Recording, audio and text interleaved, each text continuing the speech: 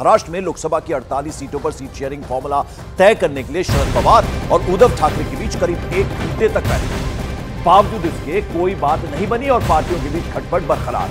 सूत्रों के मुताबिक शिवसेना यूबीटी 23 सीटों से कम पर चुनाव लड़ने को तैयार नहीं है और इन 23 सीटों की लिस्ट लेकर उद्धव ठाकरे सिल्वर ओक पर शरद पवार से मिलने के लिए पहुंचे थे, जबकि प्रकाश अंबेडकर ने भी 27 सीटों का प्रस्ताव दिया है। ऐसे में मामला सुलझने की बजाय उलझता हुआ नजर आ रहा है, यानी विपक्षी गठबंधन में भी सीट शेयरिंग पर अभी किसी तरह की कोई सहमति बनती हुई नजर नहीं आई है। इस बीच एनसीपी नेता महेश तपासे ने न्यूज 18 इंडिया से खास बातचीत की। महेश तपासे ने बताया कि महाविकास अघाड़ी में शरद पवार गुट ने 15 सीटों की मांग की है। हालांकि उद्धव गुट और कांग्रेस शरद गुट को इतनी सीटें देने के लिए तैयार नहीं है। लोकसभा चुनाव को लेकर महाविकास अघाड़ी में भी सीट को लेकर अभी भी असमंजस बना हुआ है और सीट शेयरिंग को लेकर लगातार मीटिंगें हो रही हैं, लेकिन अभी तक फाइनल सीट शेयरिंग नहीं हो पाई है। इस पूरे मुद्दे पर हमारे साथ बातचीत करने के लिए शरद पवार गुट के एनसीपी की तरफ से महेश तपासे जी, उनसे बात करते हैं। महेश जी, ये जो सीट शेयरिंग को लेकर इतनी मीटिंग हो रही है, मामला कहाँ फंसा हुआ है? देखिए, भारतीय जनता पार्टी को महाराष्ट्र से पराजित करना है और इसीलिए सम विचारी पक्षों को साथ में लेना, उसके अंदर पार्टी किसी कैंडिडेट को प्रपोज करे तो उसके कलेक्टिव लीडरशिप में उस कैंडिडेट को प्रपोज करना और वहां की रणनीति तय करने को उसका समय लगता है।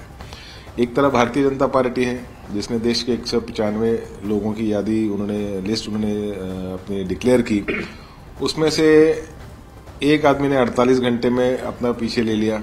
आज एक यूपी के और एक जो है सांसद ने राजस्थान के, उन्होंने पीछे ले लिया और इस प्रकार से भारतीय जनता पार्टी की भी मुश्किल है। हमारे पास मुश्किल कोई नहीं है, हमारे पास हम जो स्ट्रैटेजी बना रहे हैं उस स्ट्रैटेजी के तहत जो सेक्युलर वोट्स हैं, जो शिवसेना उद्धव बाला साहब ठाकरे साहब के वोट हैं, जो अंबेडकर साहब के वोट हैं, जो कांग्रेस और एनसीपी के रूरल वोट्स हैं, अर्बन सिटीज के वोट्स हैं, उसका रीच मैक्सिमाइज किस प्रकार से हम करें, इसके लिए हम अपने प्रयास में हैं और हमें पूरी आशा है कि जब हमारे महाविकास गठबंधन के 48 सांसद के जो हमारे प्रत्याशी हैं उनकी लिस्ट डिक्लेयर होगी और जब हम चुनाव में जाएंगे तो लगभग हमारे पास 35 से 40 के आसपास हम विजयी होंगे। विवेक गुप्ता मेरे सहयोगी मुंबई से हमारे साथ है। विवेक, इधर भी कुछ ठीक नहीं चल रहा? बिल्कुल पंकज, देखिए मैंने पहले आपको बताया कि महायुति में तो लगभग सॉल्यूशन हो गया है क्योंकि अमित शाह इन्वॉल्व हो गए थे, इसलिए उन्होंने उसको सॉल्यूशन निकाल दिया है। उन्होंने महेश साहब बोले कि मेन फोकस जो मोदी जी का नारा है 400 पार, इस बार उस पर फोकस करना है। लेकिन महाविकास अघाड़ी में अभी भी सब कुछ अच्छा नहीं चल रहा है। देखिए, कल उद्धव ठाकरे और शरद पवार में 1 घंटे तक मीटिंग हुई, लेकिन मीटिंग के दौरान कांग्रेस का कोई भी नेता मौजूद नहीं था। कांग्रेस ने कहा कि उनकी अलग से कोर कमेटी मीटिंग चल रही है, इसलिए उनकी तरफ से कोई नेता वहां पर रिप्रेजेंट नहीं कर पाया। तो अपने आप में पंकज, बात को समझने की कोशिश की जाए, कांग्रेस अलग मीटिंग कर रही है, उद्धव ठाकरे और शरद पवार अलग मीटिंग कर रहे हैं, तो तीनों में जो कम्युनिकेशन है वो कहीं ना कहीं गैप नजर जरूर आ रहा है। हालांकि तीनों पार्टी क्लेम कर रही है, बड़े बड़े नंबर मांग रहे हैं। हालांकि महाराष्ट्र में कुल 48 सीटें हैं। अगर हम मैथमेटिक्स की बात की जाए, उद्धव गुट अगर 23 मांगता है और कांग्रेस 20 से ज्यादा सीटें मांग रही है और बहुजन अघाड़ी 20 सीटें मांग रहे हैं और फिर एनसीपी वो भी 15 सीटें मांग रही है, तो उनका कैलकुलेशन देखा जाए तो वो 75-80 सीट के ऊपर चला जाता है। सभी पार्टी को समझना चाहिए कि महाराष्ट्र में कुछ 48 लोकसभा सीट है। उन 48 लोकसभा सीट के लिए आपको कैलकुलेशन करना पड़ेगा कि कौन सी पार्टी कहां मजबूत है।